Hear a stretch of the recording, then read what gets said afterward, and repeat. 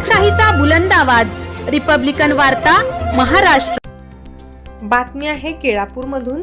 यवतमाळच्या केळापूर तालुक्यातील दिनांक 23 ऑगस्टला रात्री 8 वाजता एक ट्रक मृतदेह अटकलेल्या अवस्थेत पिंपळखुटी चेकपोस्टवर आला। तिथे काटा करणाऱ्या कर्मचाऱ्यांना अटकलेला मृतदेह दिसला।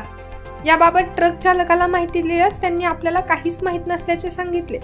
सदर मृतदेह घेऊन तो तब्बल 12 किलोमीटर अंतराला होता।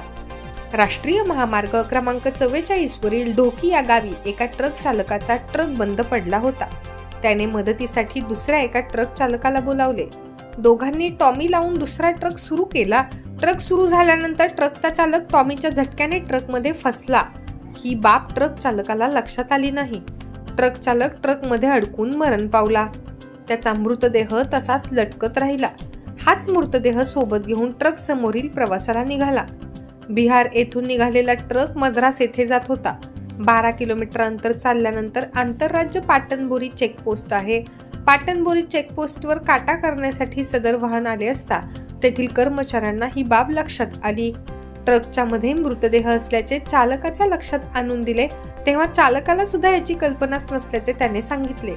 घटनेचे गांभीर्य ओळखून पांढरकवडाचे ठाणेदार दिनेश झांबरे, PSI आशिष गजभिये व पोलिसांचा ताफा घटनास्थळी पोहोचला। पोलिसांनी पंचनामा सुरू केला असून तपास सुरू आहे। ट्रक चालकाचे नाव जगदीश वरन, वय वर्ष 56 असून तो बिहारवरून मद्रासकडे जात होता। मृतक ट्रक चालक अज्ञात असून त्याची ओळख अजूनपर्यंत पटली नाही। मृतक ट्रक चालकाची ओळख पटविण्याचे काम सुरू आहे। रिपब्लिकन वार्ता, महाराष्ट्र न्यूज साठी केळापूर प्रतिनिधी हनुमान लसंते, यवतमाळ।